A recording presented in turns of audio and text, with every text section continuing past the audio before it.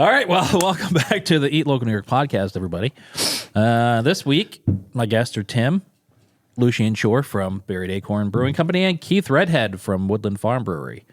Great to be back, Anthony. It's great to be back. Thank you for having me. And also, the studio looks amazing. Thank you. Thank you. Floored by both the appearance when I walked in and the flooring. Yeah, the flooring is great. Asbestos flooring, it's amazing. Mm-hmm. And then I just wanted to say how proud I am of you because it really is a huge step. Mm-hmm. It is. And I'm especially proud, too. Like, having been a father figure to you for so long and seeing how you've grown into the podcast community and the food community, it's my boy. Yeah, that's me. Cheers. It's quite an at-bat. I hope you get a hit. Thank you. Why are you guys laughing?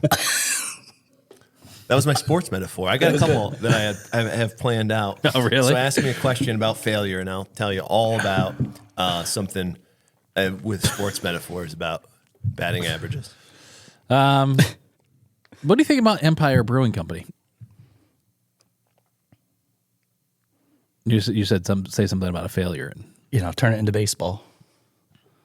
Oh, I wasn't. Strike one. I was talking about my Strike one. All right, take four. No, I was talking about my failures. No, we're not. Just for everybody who's listening and watching, this is our third time restarting this podcast this morning because Tim gets foul-mouthed. Yeah, Tim said some pretty awful things about Italians. Well, you guys are being cunts. Honestly, it's Diane, the sauce. turn the podcast It's off. the sauce. It just smells so bad.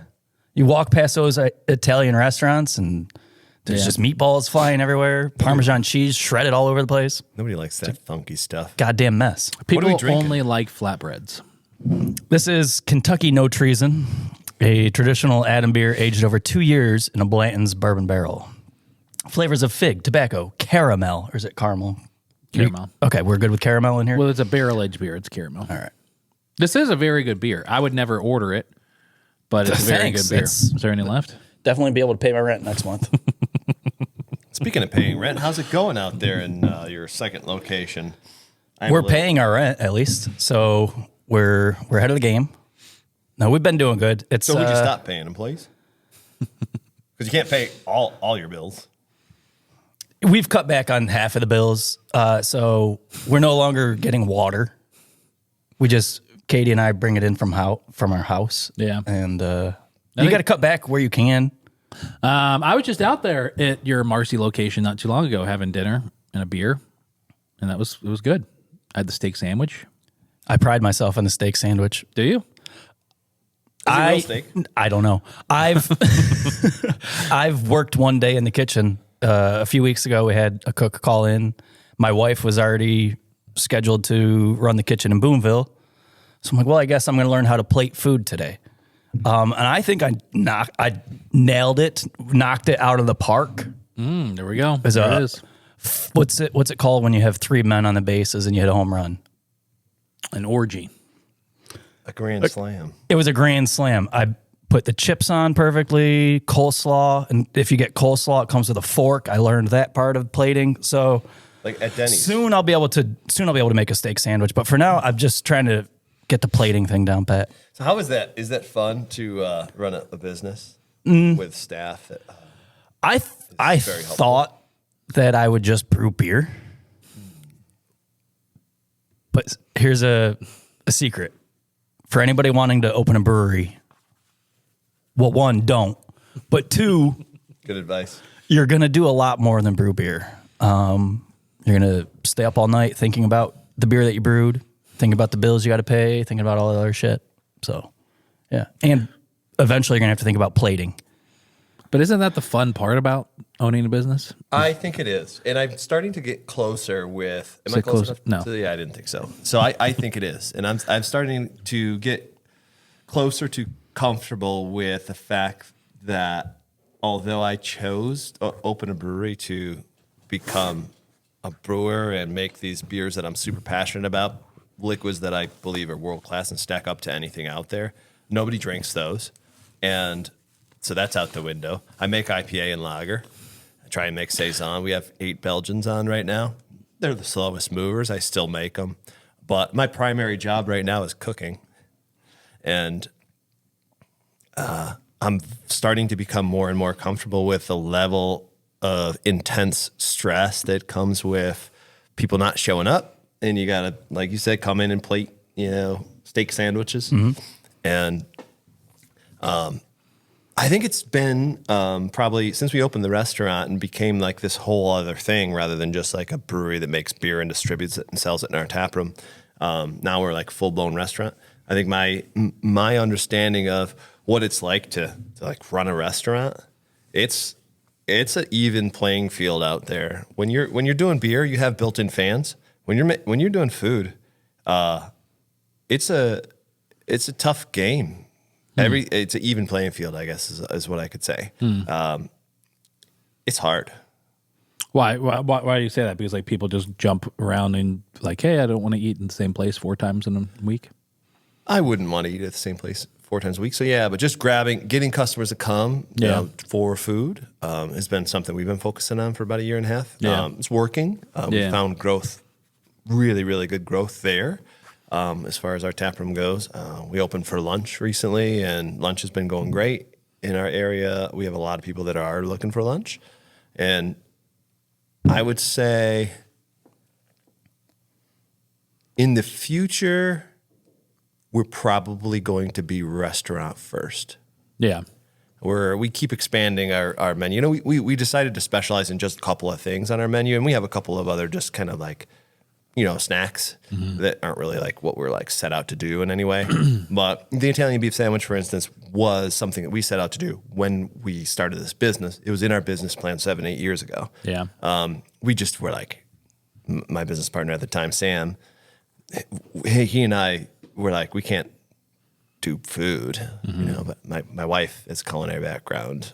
She went to Kendall College and did culinary arts, and she came on about 3 years ago and took that part and brought it front and center. And now, moving forward, we're going to be more probably of a restaurant than we are a brewery, although most of our business is beer out the back door. But I mean, I'm talking about just our tap room. Yeah. I mean, you really have to be that nowadays, right? Because I mean, not many people are just going out to just have a drink. They want to have all the other options available to them. People want something to do. Yeah. It's going out for beer and food is fine, but people want something different, something to do. And beer itself has changed. 10 years ago, how many breweries were there in the United States? Like 5,000, 6,000, maybe across the whole U.S. And that's got to be doubled at this point. Yeah. Mm-hmm. So you're not necessarily, you can grow to a regional brewery for distribution, but that's a lot harder now than it was 10 years ago. Especially because usually your volume is built on premise at the faucet. Right. So when you distribute your beers, you send them out to bars and restaurants. It's built on premise at the bar and restaurant at the faucet, and then it goes into stores. But there's only so many faucets out there, right? So now people started building brands at grocery level, at like bottle shop level, can shop, let's say, level. And now it is starting to flip back to building at bars and then putting your product in a grocery store. After COVID, everybody was in grocery store, right? They took every SKU they could because people don't stop drinking beer in stressful times. And if anything, they accelerate that, right? And so now building at the faucet level, at the bar, has become our focus now, and our most difficult task so far. Cans at grocery have been flat, so there's no growth there, but on premise has struggled, and we've been putting a ton of effort into it. And Gavin, our sales guy, has definitely made that grow, but it's not easy ananymore. Yeah. It isn't. The faucets are all taken. I was at Fair Deli yesterday taking pictures, and because they're a client, and so Zach was like, "Hey, I also want to take pictures of these THC drinks," and brought out 8 different options. And so I'm taking pictures, like, wow, this is a lot more than you guys have had in the past. He was like, "Yeah, I can't keep them on the shelves. People they're just like, as soon as they come in, they go out." And Fair Deli has a huge craft beer selection. Tommy, 4 or 5 coolers dedicated to just different craft beer cans. And so I asked him, I was like, do you think the day will ever come where you don't sell craft beer. It's just all THC stuff or whatever. He was like, and he said, if my dad had the option, we would do that tomorrow.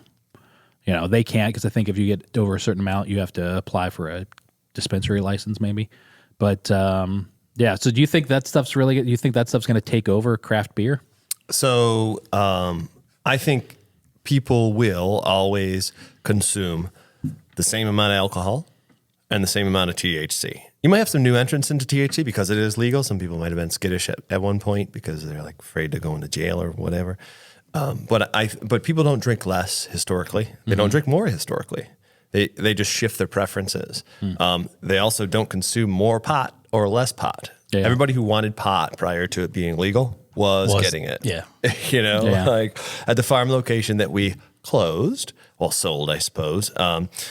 Every single farm surrounding us was a grower, and now they're all going legal.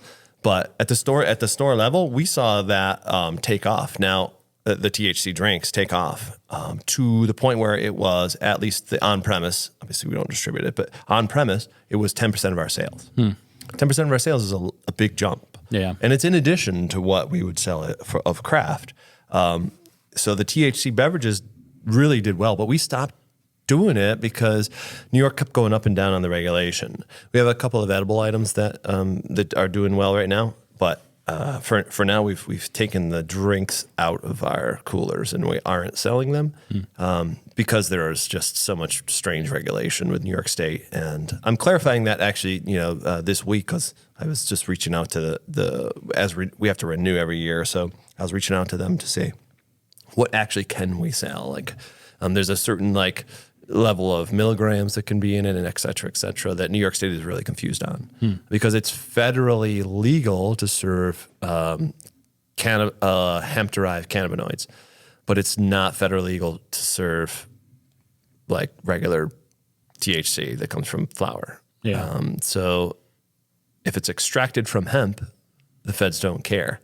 But different states are now regulating that in and out because the states have legalized THC have been like, well, we already sold all this stuff to all these investors that are on the doorstep, like in Winston-Salem, like cigarette company or whatever is ready to, cash in New York State. Yeah. And now the feds legalize hemp-derived THC. I was thinking about this a couple weeks ago and I don't know why, but it just I had this realization of bars, breweries, wineries, whatever the fuck, if you're selling, is it weird to think that you are selling someone a product that they're going to get fucked up on? Like whether or not somebody's going to show up at your bar at your breweries and sit there and drink, 6 pints, or they're going to buy 2 4-packs and go home and get fucked up. Is it weird? Does it ever cross your mind? Oh, people are getting fucked up on my stuff. No. So my son's favorite thing to do outside is sit on the swing and get fucking dizzy. So I spin him as fast as I can, and he gets so dizzy and loves it. When we go to the park, gets on that merry-go-round, and all he wants me to do is spin him and get him dizzy. So from childhood on to adulthood, people like to get dizzy. And I think we're doing a service to people to give them that, that escape of, I'm going to get a little dizzy tonight. Yeah. Work sucked, and I deserve to be dizzy. I think there's a certain level of dizzy that you gotta finish. You gotta finish. All right, I'm going. There's a certain level of dizzy. Got him. That is acceptable, but I mean, and then we have stopped customers from coming in. Yeah. That we knew were in a bad place. Yeah. So, and relatives of those customers have come in and said, "You need to stop letting this guy come here." Yeah, and you're spinning him too fast. Yeah, exactly. And now I do thank you for giving me the empty vessel. You again get a quarter of a can. Sorry. Oh, man. And you again get a gigantic portion. Yeah, but you drank out of this one. Oh. Wait, that was yours? Yeah. Oh, all right. I guess I'm a hero. It's something that it comes up. Yeah. That people are, going too far possibly. But I'm not even talking about just people that are going too far, or people who may have a problem. I'm talking about even just listen, if you have a beer you're inebriated to a certain extent, right? Maybe not far enough that you can't operate a vehicle or walk out or, prevent yourself from pissing your pants, whatever the case Well, is. maybe you're I've done enhanced. that on a couple glasses of water. So Yeah. Maybe you're enhanced. Maybe you have a different avenue of neurons in your brain that connect in a different way. That What is that? that's what do you say, Son? One of our other. I didn't say anything. Saison. sorry. But people are always gonna. I don't say Consume. that. I don't say that in the regard, and like into the thought of how do you feel about hurting people? I'm not saying it like Gonna that. burn down our breweries. This is 1910, and we're just burning every brewery down. I'm saying it more just for the sheer realization of if somebody shows up and drinks, if someone drinks a pint, a cocktail, a glass of wine, whatever the case is, they're altering their state to a certain degree. If you have too many, you're altering it, crazy, right? You can't drive home and whatever the fuck. But to some extent, you have a drink and you're getting, fucked up. Whether that's like you feel loose, like we all do right now, and we talk about things we shouldn't talk about. We have to start the podcast over 3 times. Or you get so fucked up that you can't drive home and you got to take a cab, or, you wind up buying $1,000 worth of GameStop stock. Whatever the case is. Kitty's coming back, baby. He's coming back, baby. Whatever the case is, like people are getting some level of fucked up when they consume alcohol. So I think they deserve it. yeah, I'm not saying I'm not saying they do or they don't. I was just what really happened was like one night I was sitting there thinking of like a party that I was going to plan for Harvey's Garden, and I was thinking to myself, I'm planning a party for people to just show up and drink as much alcohol as I can get them to buy, and spend their Saturday kind of getting like either like we obviously don't want them to show up and get drunk, but show up and get just buzzed enough to spend a lot of money at the bar and then go home. All right. But I think you all look at it differently than that. Yeah, I mean, humans have been consuming alcohol for thousands and thousands of years. I think it serves a purpose, not only in like relief, but in like a communal regard of like thousands of years ago, alcohol was part of like ceremonies of people getting together. So I think we provide a service. Still is. I'm basically a rabbi. Yeah, I think that I would agree with that. I've thought about that with you a lot. You're a very stoic person. And I understand what you're saying with like celebrations and all that kind of stuff, and parties and having a good time, and yada yada Mass yada. on Sunday, blood of Christ. Right. All those things, yeah. And I'm not saying like you should feel bad about it or anything like that, or like you're hurting I society. feel like he's trying to make us feel bad about I this. feel like he is pointing the finger at us. It's like, well, let me clue you in. Not that many people drink our beer. I say that because it's funny, but I also say that because in the reality of like the amount of beer that both of us sell, even though both of us have pretty substantially sized breweries for our area and what craft is, most people drink other people's products. So point the finger at them. yeah, So. go to Baldwinsville. Yeah. Talk about that big brewery up there ruining people's lives. That's hilarious. You think they're doing ceremonies up there? They're not. Tim and I, ceremonies every Saturday at our breweries. Blood of Christ, bro. Amen.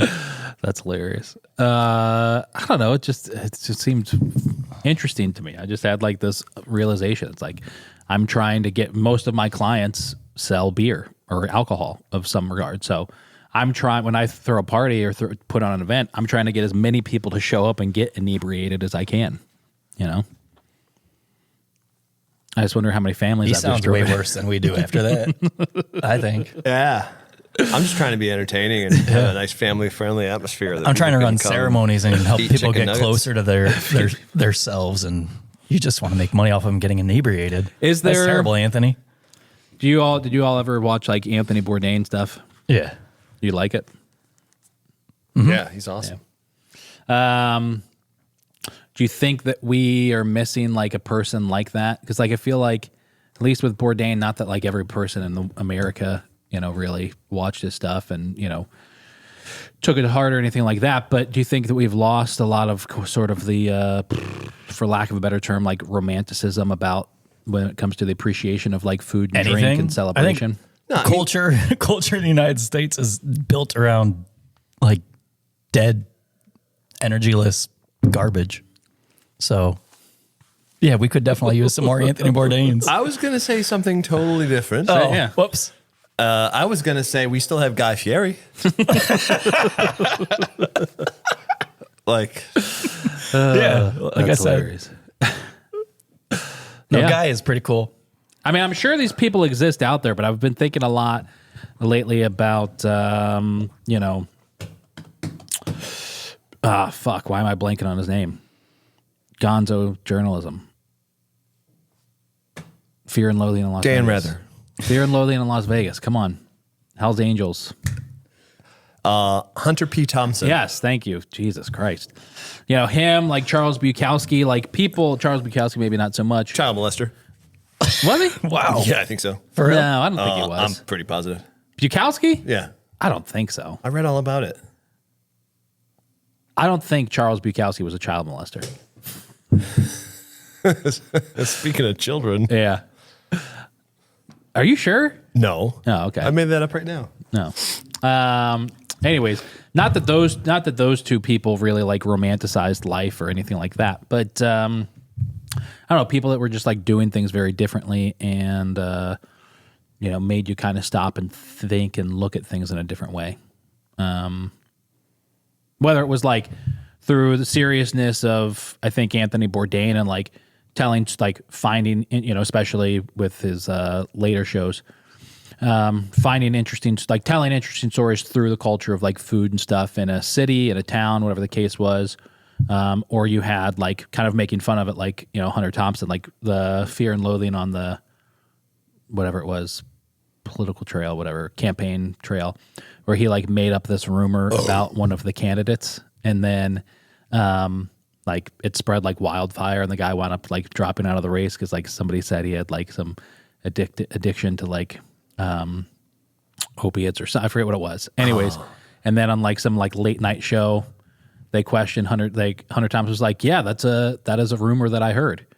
I started the rumor." You know, like, you know, he would just say funny, you know. So, anyways, what's my point? I don't know if maybe it just comes back to TikTok. Maybe TikTok is what's ruining everything. No, I think if I think of somebody like Anthony Bourdain today, that voice is probably like Dana White. He does the podcaster. Dana White. Yeah, he Joe had Rogan? like Elon Musk, right? He had him on there, and like Elon Musk stock went down. You mean Joe Rogan? No, he meant Dana the White. fighter guy. Yeah, Joe Rogan. Dana White. That's which is funny because another No, podcaster, Dana White's from Syria. Yeah. Dana We're White not getting into politics, but I just want you guys to remember that I don't know anything about culture. Right. You're talking about Joe Rogan, you asshole. Joe Rogan. You're talking about. Yeah, that's what he meant. Yeah. Yeah. It's just funny because another interviewer was interviewing Dana White and called him Joe Rogan. Oh, for real? Yeah. That's great. She was like, "So tell me about Joe Rogan. What's your day like?" And he was like, Did you think I'm Joe Rogan? All right. So what about Tesla? We're shedding layers. What about Tesla and Elon Musk? Joe Rogan? Culture, Joe Rogan. Just like, if you want to be the next Guy Fieri, you got to go on Dana White's show so you can be culturally relevant. That's what I would think. You think he's the one that's like romanticizing life today, where Anthony Bourdain used to? It's like you're in my head. It's like we're the same person. All right, but here's where I'm going to tie it all into you two. Craft beer sales are down. Have been for the past couple years. Everybody's sales are down across the service industry. Service, not just People beer, are not just more bar people are more restaurants. choosy with the limited money that they have. Yeah. And at the cost of everything. Well, I think there's too many dumbasses who have opened up breweries and restaurants, and there's I've way been too telling many them options. not to, but they don't listen. I think one of the worst things that could happen to society is someone believing that they could open a restaurant and be successful. because then they go into massive amounts of debt and eventually their business closes. And then, they have to sap all of these resources that are, out there for people to take advantage of. If you were to take the whatever $75,000, $85,000 you got to do to open a sushi restaurant, and you put it into property, then you're set for life. Yeah. Or Yeah. you can do what you're passionate about and open a sushi restaurant and Struggle. be closed within 4 years, most likely. Most likely as not like, oh yeah, probably most likely, like statistically 90% will Yeah. be done before they hit that 5-year mark. And that's something that like craft breweries, we're service industry, and that's the reality that's coming to right now. It lasted a little longer, 10 years or so, but that's on a trend. Yeah, I was just thinking when you were saying that, like I feel like the craft breweries, especially in our area, I don't know if a restaurant, what is it, 80% of them fail before the 3-year mark. That's not the case with craft beer. 8 years ago, there was like 3 craft breweries in Syracuse. Yeah. Now there's like 20. But they don't close at a rapid rate around here. No, because people love fucking beer, man. They love like getting out and They like getting supporting dizzy. local beer. I mean, the community around beer is like super, super strong. When people say like things about like, oh, craft beer is down or like flat or even up a small amount, which is not as much as it was in the past, I laugh at it because like craft beer is super strong. I still have people coming into our bar. There was a guy in yesterday from Illinois. And he's been into a whole bunch of different bars. And he came to our bar because he knew he was in the area, but he knew that, well, we were people from the Midwest who came up in beer in Chicago and took concepts from what we learned there and opened a brewery in Syracuse. And he wanted to come to Syracuse to see our beer because he heard that story. Because we have Chicago beef and like I'm tied into a couple of breweries in Chicago. We do distribute in Chicago. He wanted to come here to try our beers. And that's a long freaking way to go to get a beer. And he was hiking the high peaks. Actually, the Mount Marcy, is it called? There is a Mount Marcy, yes. Is that one of the high peaks? Mm-hmm. I'm not much of a hiker. We do hike every Monday or ride bikes, but I don't know much about. Should ride a bike up Mount Marcy. Yeah, I should. Back down. The craft beer culture, you're not going to kill it. And regional numbers, like regional breweries, are down. But I mean, and we definitely have seen less people coming through. But that's, I think it's a test to a couple of things. One, people don't have money for service. Starbucks is down big time, right?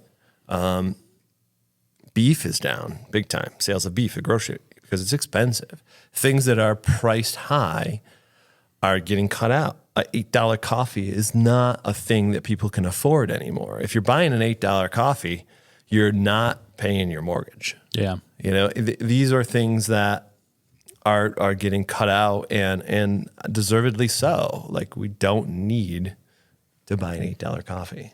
And Starbucks is learning that. I rarely buy coffee unless it's a friend of mine that owns the coffee shop. Yeah. I think though craft beer is so strong, the dedication to it is something that will come back around as the conversation across the bar continues. Because when people come in with their friend who likes IPAs and he says, my friend brought me here, I don't know, do you have wine? Do you have cocktails? Which we do. We have full bar, but it's all New York State stuff. But we do have, full bar. But they drink light beer. Everybody drinks light beer, right? So I'll offer them, like Italian Pilsner or something like that, and they'll like it just fine. And then they turn into a new customer. And a new customer not only for my brewery, but all the 28, 30 breweries in Onondaga County. And that will continue to generate new customers and see growth. I don't see this like downturn in craft as something that is because of or a result of anybody's like opening too many breweries or anything like that. That might be the case. But I don't really see it that way. I see the disconnect for so long over the bar of a customer, like creating a new customer, is the thing that has been lacking for 2 out of the last 3 years. Really only for the last 3 years, for the last year or so out of the last 3, have we really had direct, undisturbed contact with consumers coming in and then generating them into a craft consumer. So when new breweries open, I get excited because I'm like, well, everybody in Cicero now is going to be going to the new brewery there. And they're going to be like, oh, what's this craft beer? It's like, okay, it's like Blue Moon, but like stronger. However they perceive it, they start to try out the other breweries in town. And that's going to continue. When you first started telling me that like 4 years ago, I agreed with you.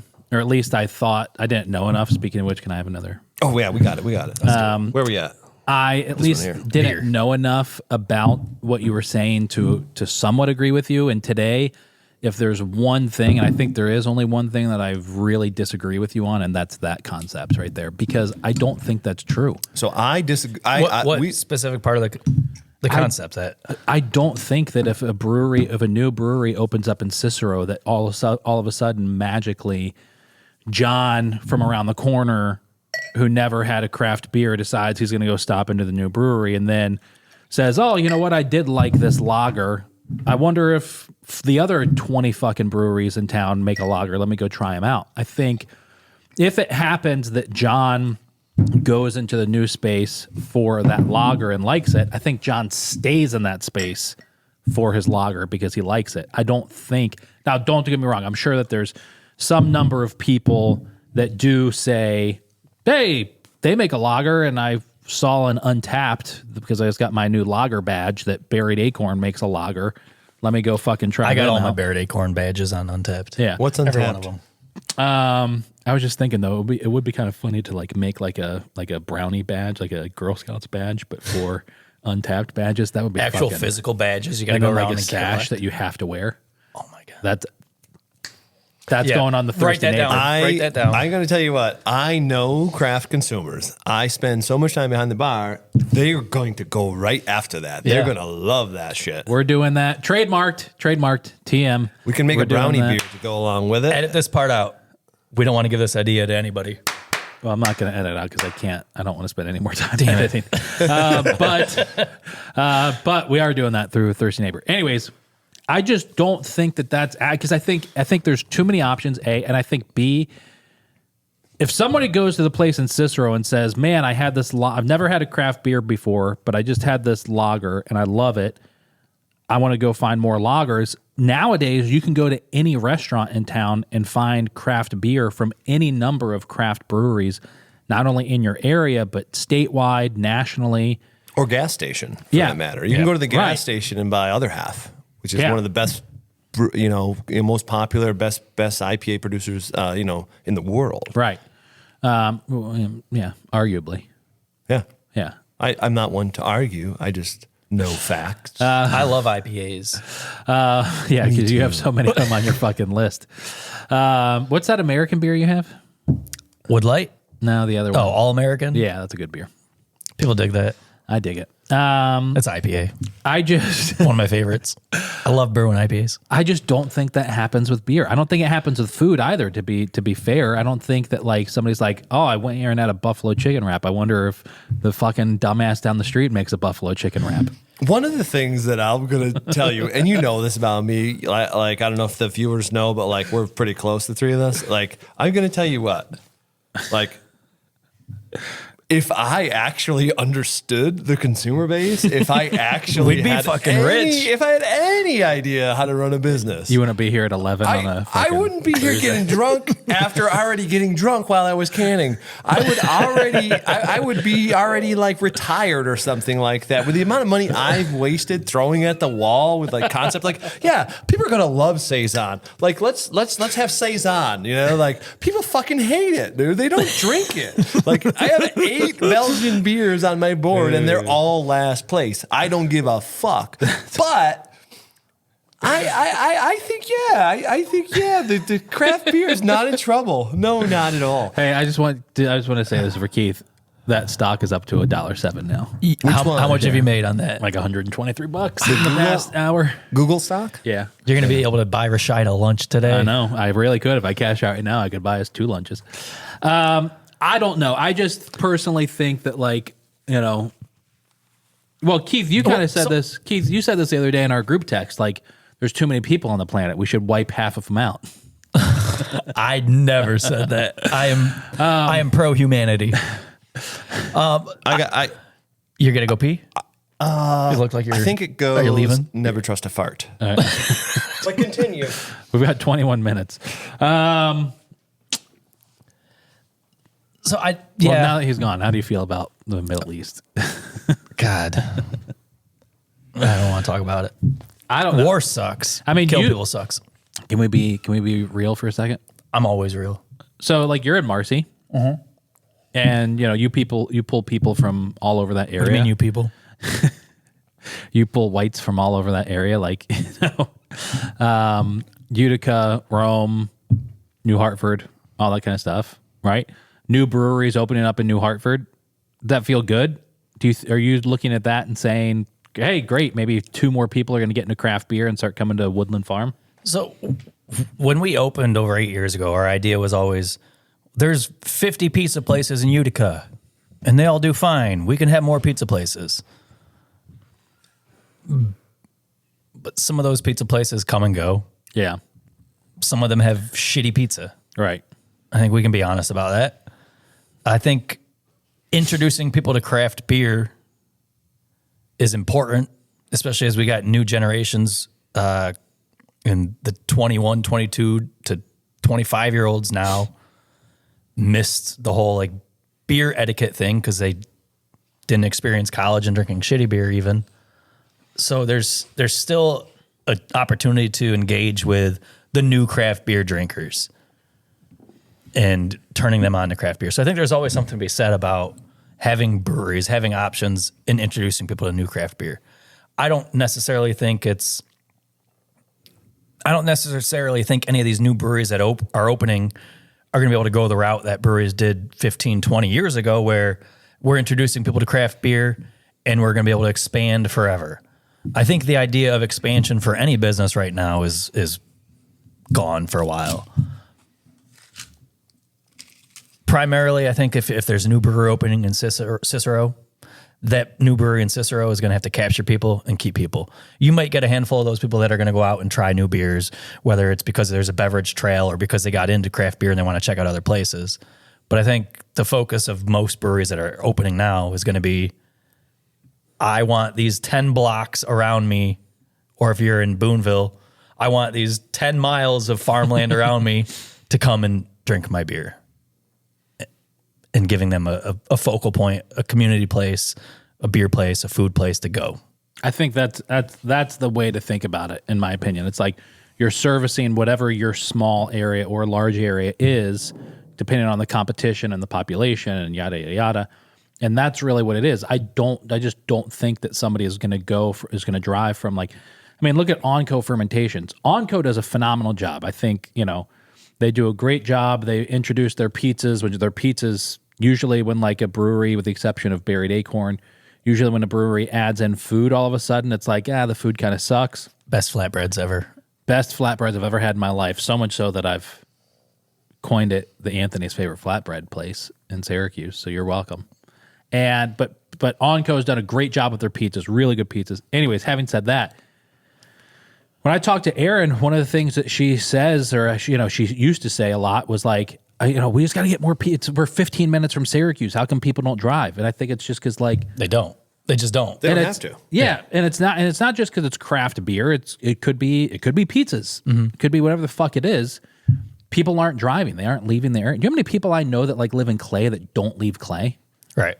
How many people I know live in Liverpool? They're like, why the fuck would I go to Baldwinsville? People don't leave their areas. Having said that, did you guys see the encampment up at SU is officially disbanded? No. What's that? I don't know what you're talking about. Well, like a homeless encampment? Yeah. Why haven't they all moved to Florida? It's warm down there all year long. People drive electric vehicles, so the weather's better down there. Do you think that like the romanticizing of beer would be the way to go though? Like trying to romanticize, that's a bad word for it, but try to trying to take things back from like, hey, we have the latest hazy or the newest IPA or whatever the case is, or come look at how clean and clear our Pilsner is, to gather with your friends, have one too many, hang out with your friends, sit around a bonfire, have a great meal together, bring it back to the celebration of spending time together with beer instead of just the look at our 9% hazy. Yeah, I think the whole people shit on consumerism, but I think that whole aspect of craft beer of we're just gonna put cool labels on stuff, throw the kitchen sink. We've got every vanilla bean from every continent in this beer has kind of pulled craft beer away from the story of craft beer, whether it's a story as a whole of the history of beer or the story of individual breweries. Like those things are wholly lost, I think, in most craft breweries. And maybe that's going back to the Anthony Bourdain thing of needing to have some romanticism behind beer of, yeah, it's cool. It'll get you drunk. That's fun. But Better to do with friends. Yeah. I don't know where I was going with that. Tim? Going back to like what you said about like having the small radius around your establishment be like what you go for as far as your like target people that you want to come in. I tried to expand twice in the past 3 years. Right, we did the farm location, super fun, like geothermal greenhouse, like this super big, like $1 million build out. And, sold it because one, I couldn't connect with people down there. I couldn't connect with that community. I did not have, enough like skin in the game of the community. Then up here, we did a university type location. And 1 year later, that one's closed as well. Yeah. Those failures are something that like I love. Like it's personally like I lean into them. Like I bring them on as inspiration. It's what drives me. Because tell you those are not the biggest failures I've had in my life. I've had much bigger like missteps. And that I think that's one thing that comes with being.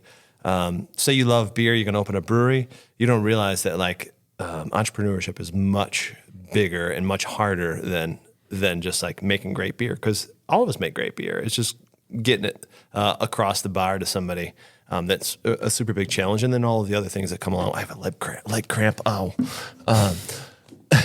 Don't stop Helping. Those failures make me stronger. But I lost like my train of thought because I got a leg cramp. Adversity and overcoming it. Oh yeah. It's everything's a challenge. You can make great beer, and that should be your primary focus. But you also need to be able to adapt, survive, yeah, and deal with those missteps. Right. Because So, they're like- inevitable. They're going to happen. So we Whether clo- it's a misstep in like a batch of beer, shit went wrong. A misstep in, I just spent $800 on a band and 20 people came out. And Yeah. now I got to pay a band. Like, yeah, there's missteps daily, and then there's bigger missteps you have to learn from. Do you guys ever, I can say from, being 21 years old and having a furniture store that failed. You're and, only 21. yeah. Wow. I know. Pretty haggard for 21. When I was 21 years old and I had the furniture store like that went out of business. Now, part of that was just because my business partner was a fucking asshole. But I was 21 with $85,000 in debt. I don't ever want to fucking go back to that place. So I don't really take many risks.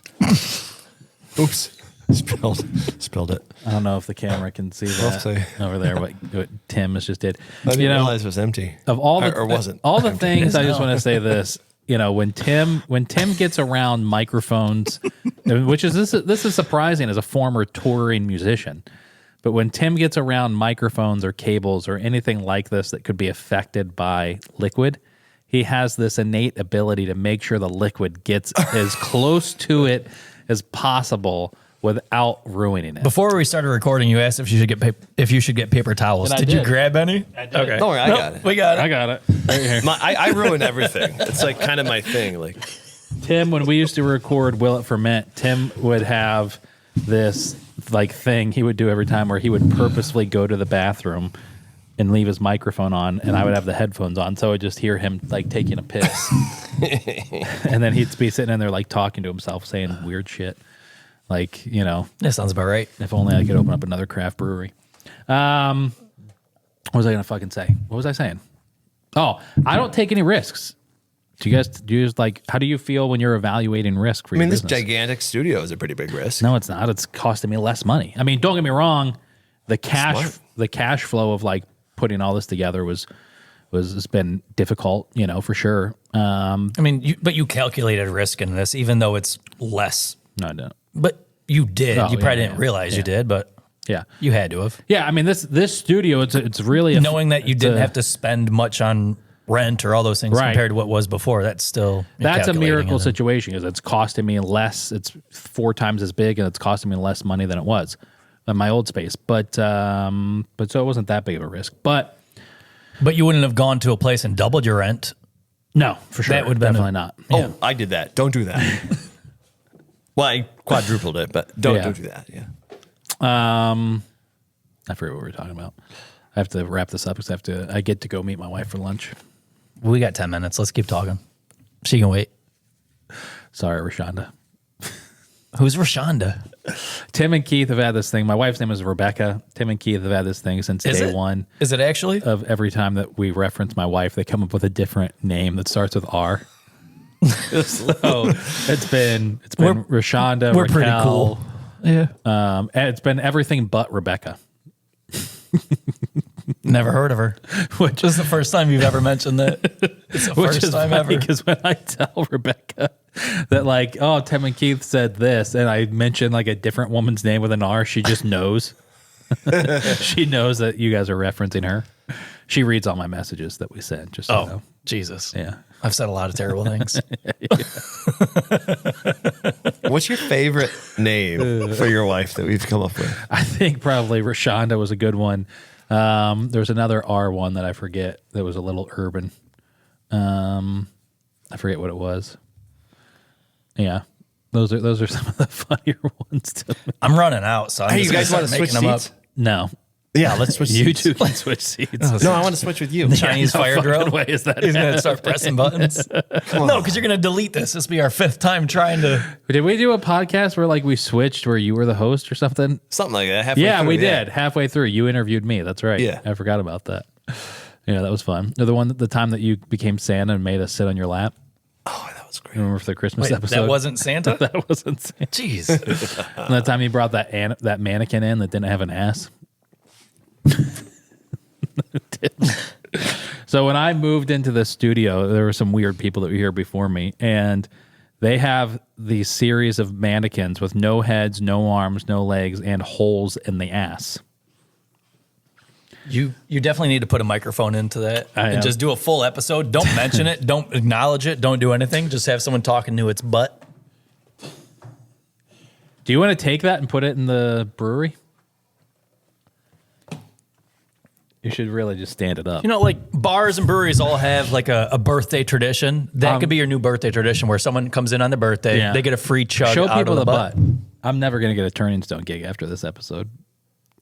They're never going to call me back. Oh, they'll definitely call you back. This is going to be the thumbnail of this podcast. You hold on, both of you guys smile real quick.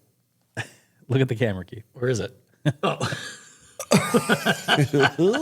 That's the thumbnail. I just want you to know that picture is going to be posted on my Instagram account next week when this episode comes out. Is this a full can? Yeah, it is. You want me to chug it? Yeah. Can I shotgun it out of the Do butt? it. Do it. That's an excited can. I can't. I got to drive home. Yeah, me too. I was saying when you touch the inside of it, there's like this white powdery substance that gets on you, and I think it was like they did that on purpose to be able to tell if somebody just fucked with it. It's either like arsenic or blow, one or the other.